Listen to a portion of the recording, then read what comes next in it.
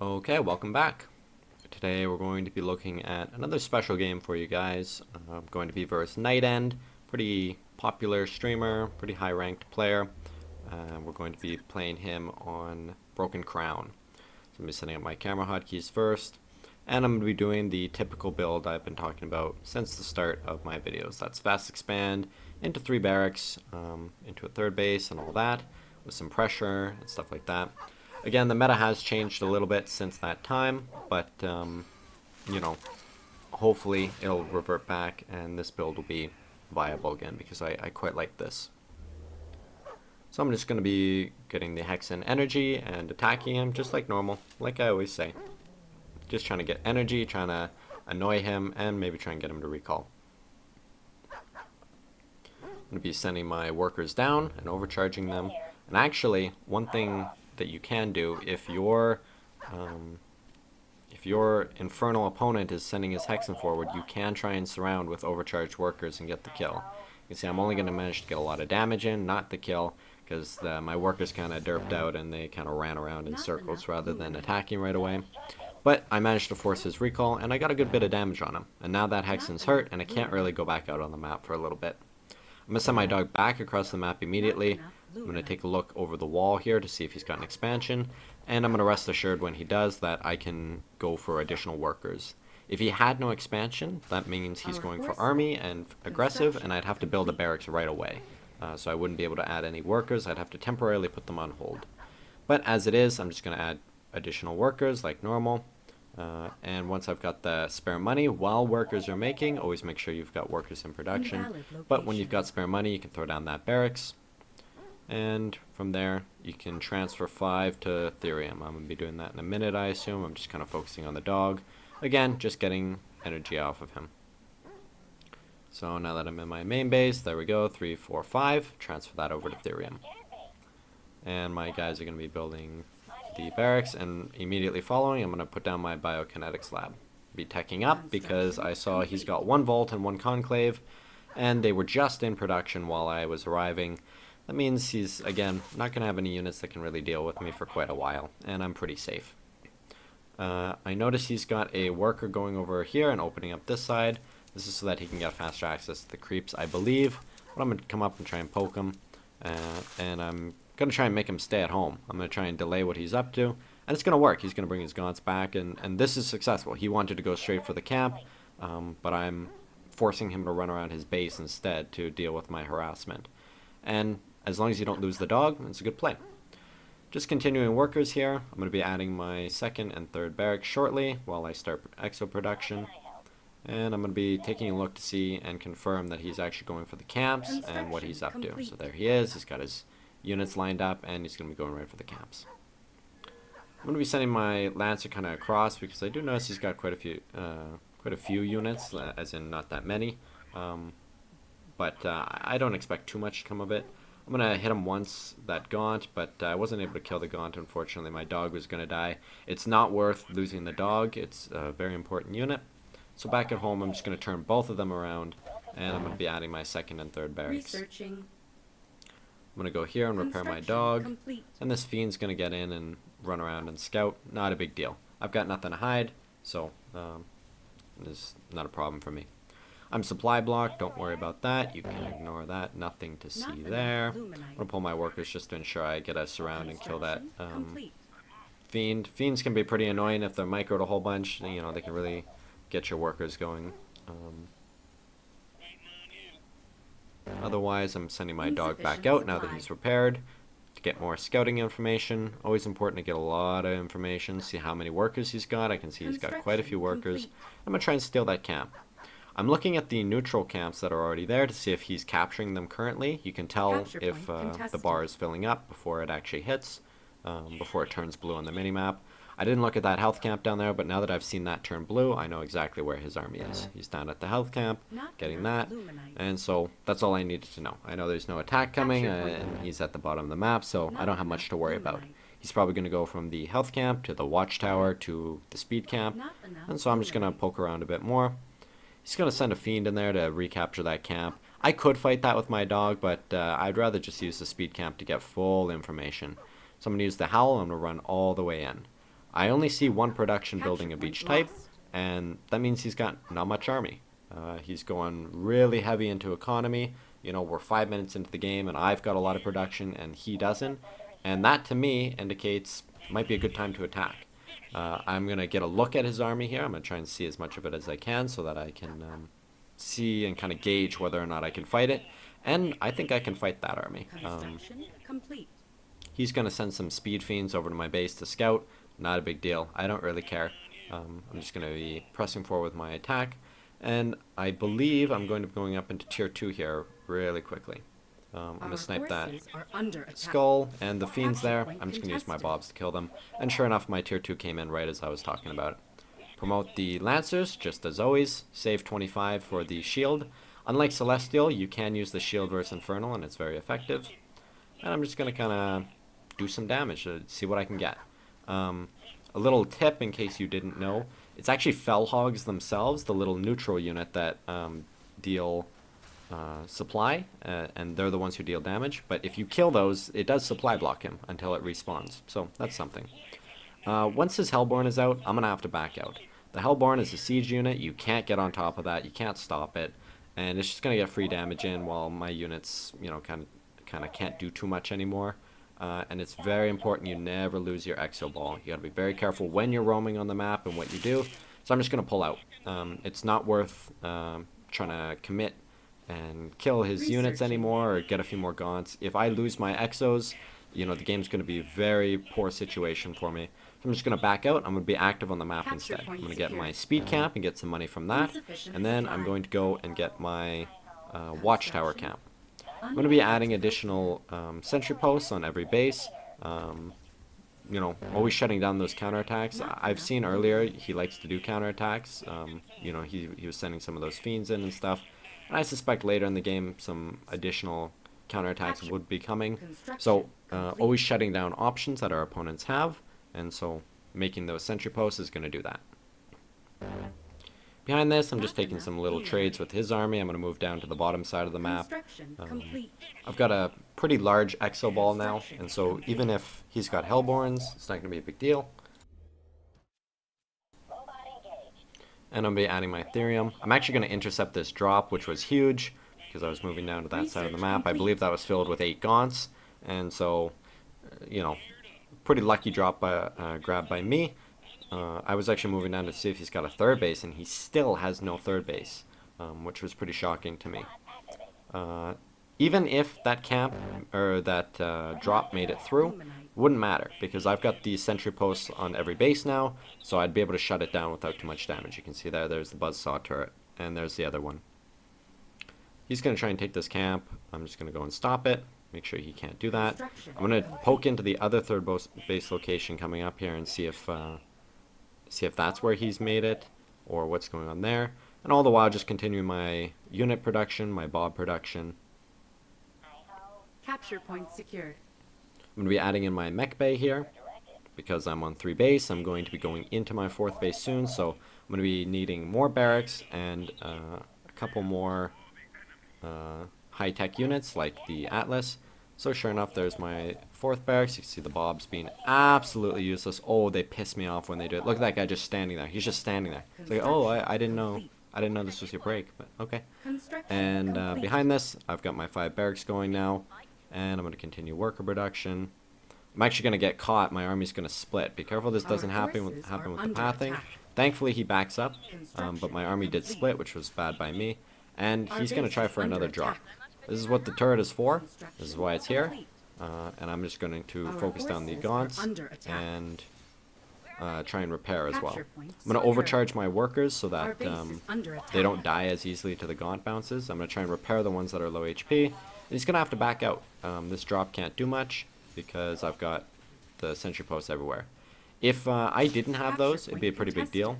And additionally, my main army actually can't do much either because of those Hellborns on the high ground.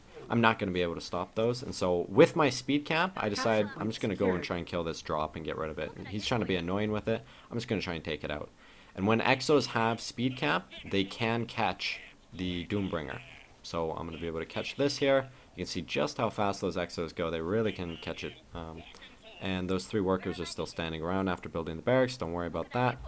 I'm just trying to focus on the best I can, and I do find them there.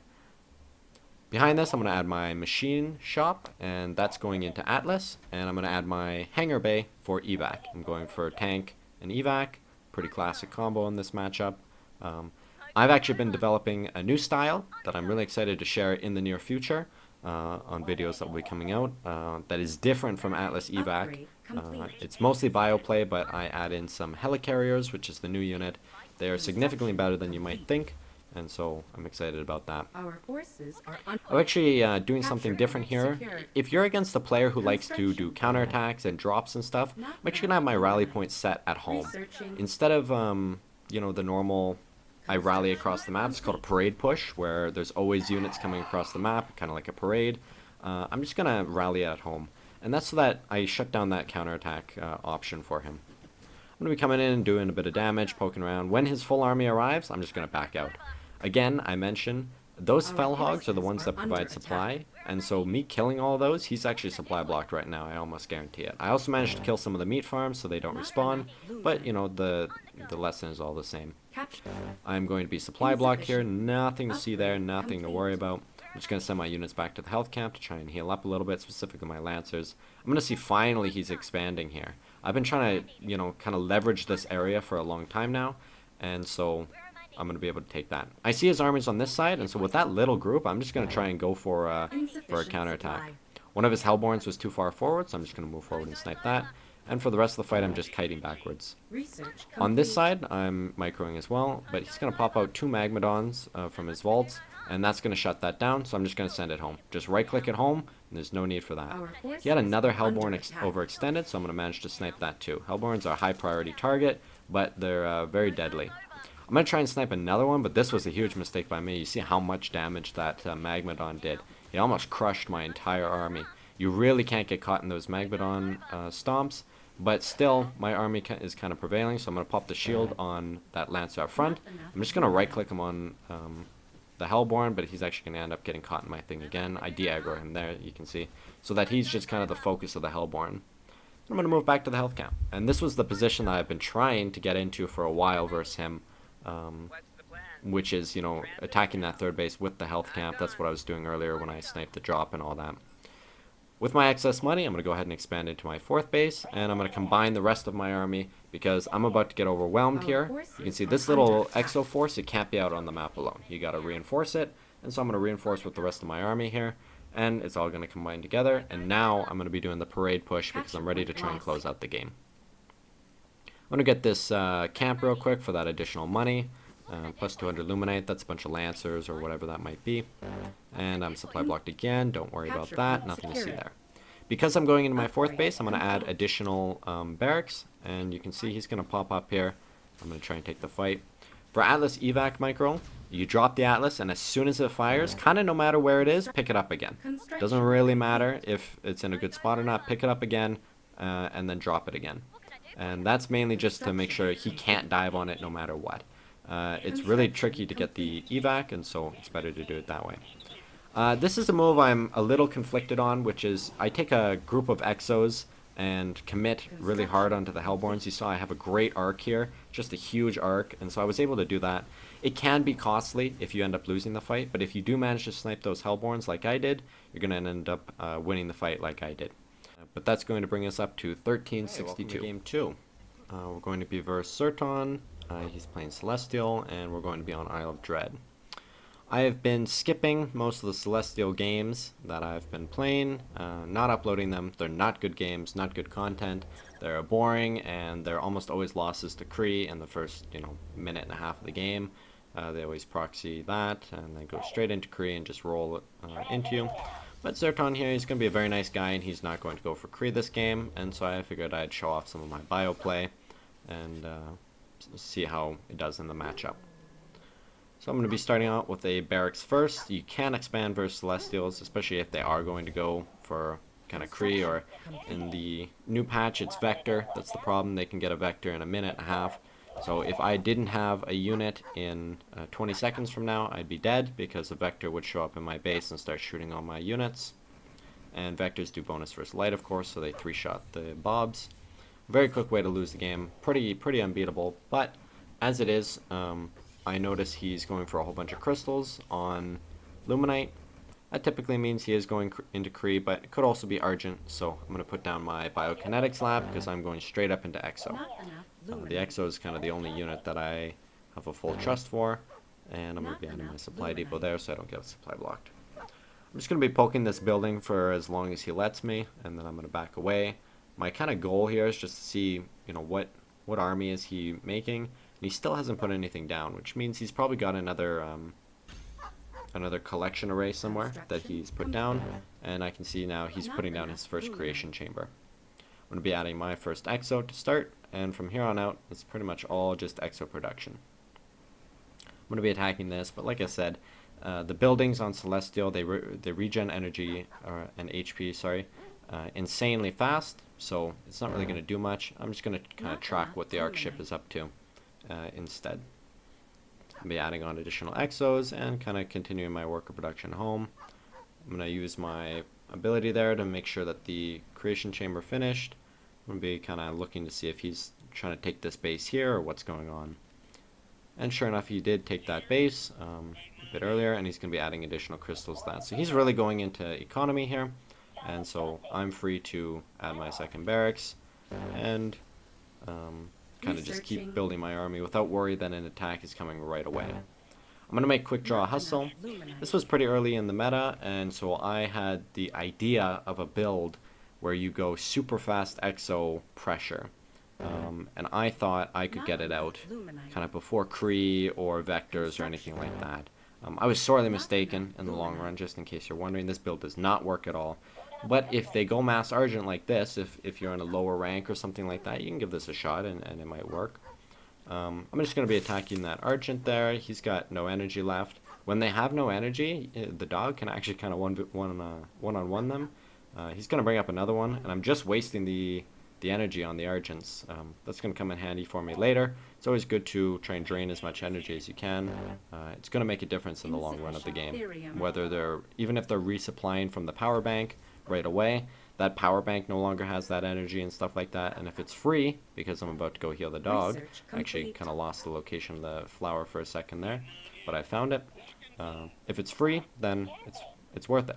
I'm going to move across the map now that my quick draw hustle is done, and I'm going to bring two Bobs. This was kind of the idea I had. I would build a nice flak tower, a flak cannon as kind of my outpost, and then I'd rally Exos across the map. You can see here, I'm going to notice that he's taking the camp, and so I'm going to go take a look at how his units are doing for energy and all that. And I see he's got a few high energy ones, but also a few low energy ones, and I think I can take this fight. I'm going to be going up into tier 2 as well pretty soon as I can, because it's pretty important when you're fighting lots. If you plan to fight, you need to promote your units and stuff like that. I'm actually just going to send in my Bobs first. I don't even care, and I'm going to send in my dog to die. They're tanking shots for high energy units. You can see now he's completely out of energy. He's not going to win this fight at all. The Argent does so little damage when they're low energy, and so I'm going to just be able to pull back the units that are hurt, and I'm going to be able to completely clean this up. This is pretty nice by me. I lost 2 Exos, 2 Bobs, and a dog, and he lost like 8 Argents. That was a great trade for me. Very good. I'm going to try and send 2 more Bobs across the map because, why not? And I'm going to see how it goes. In the meantime, I'm going to take this health camp here, or this vision camp, rather. I'm going to continue my worker rally, and I'm going to send a few temporarily to mine additional Therium because I need that tier 2. You can see I'm still lacking Therium to get it. It's a little expensive. It's 100 Therium. And so I'm going to be trying to get that. And as soon as I can, I'm just going to cancel that worker. It really is worth just canceling the worker to get the order out of the way. If you forget it or something because you're trying to micro elsewhere, it's definitely not worth it. And in the meantime, I'm going to take this health camp so that I can heal up the Exos that were damaged. And I'm also getting some veterancy from this, so it's all worth it. That Exo almost dies, but I managed to pull him away. And all the while, I'm just rallying the units down. I'm going to try and start the sentry post on the back side there. The flak cannon range is 12, which means it would be able to reach over there if the flak cannon got completed. And so, that was kind of my plan, was to break open the trees after that and stuff. And all the while, I take those extra units off Therium that we're mining there. I'm just going to continue as planned. Crystals are flying units, and so I believe he's got vision of that. And so he's going to go right away and just kill that. But he wasted all his energy on my two bobs and the flat cannon. He shot it so much, and looking at energy is kind of the most important thing when you're fighting Argent. You need to see how many have high energy, how many have low energy. I use the shield here. Again, this is a mistake. Don't use the shield, only promote. If he had the dispel ability, the top bar ability, he would be able to instantly crush that shield, and it'd be a waste of 25 energy. I'm going to push in, but he uses 2 Sovereign Watches, and so I'm going to have to back out. I do get a power bank, which is good, but I'm not going to be able to get much else. I'm going to try and roam to the other side. I'm going to see if he's got a collection array over on the third base, or if he's got any crystals or anything. So I'm just going to see if that's an option for me to try and harass him there instead, because he's got quite the setup there. You can see he has triple power banks and stuff, so I'm just going to try and find a different place to fight. And in that case, it's actually not going to be the third base. I'm going to go straight to the main. I'm going to see what he's got in the main base, and this is also kind of where his production is, so I'm going to try and get on top of that. He uses another Sovereign's Watch, but I've got enough exos that I'm kind of confident I can just focus that down. I do manage to get that exo out. I'm going to send him home to the health camp. He's going to get a discharge from the fight. And all the while I'm going to target these power batteries, and I'm just going to try and kite these Argents as they come. Tier 2 and 3 Argent exos can out-kite Argents, as in never be hit, and you're going to see that here quite a bit. My micro is a little bit sloppy, but you can outrange them completely so that they're never doing any damage. And in the meantime, I'm actually going to take an expansion behind this because I had good worker production and all that, and I've got the ability to. He's going to send a few Argents over there to try and retake the camp, and he's going to try and take this health camp too. This poor Argent doesn't know what's about to hit him, but then actually my units are the ones who are ambushed, and so I'm going to try and do some micro here. I'm going to move the tier 3 ones that are being focused to the back, and he actually runs out of energy. I'm going to move that one to the side, and they're actually all going to live. I lost 0 exos there for almost his entire army. Another great trade by me, and some nice micro, if I do say so myself. And because I've just taken a great fight, I'm just going to push right away. I'm going to see if I can't get the army. I'm going to micromanage these 2 exos who are tier 3 quite a bit. I need them in the fight. They are very important that they are in the fight, but I also kind of need them to heal up so that they don't die right away. I'm going to get supply block there temporarily, but I'm just going to make that into solar habitat, and my base is going to finish, so it's not going to be a problem. I'm going to push into the same spot that I was in earlier. I'm going to focus these power banks. I actually misclick and kill one of the crystals. I meant to target the bank, but not a big deal. And I've got enough exos here that I'm kind of confident I can just shoot this down before he can kill any of my units or do, significant damage. I'm going to snipe that power battery again. And once again, I'm going to try and move this guy forward.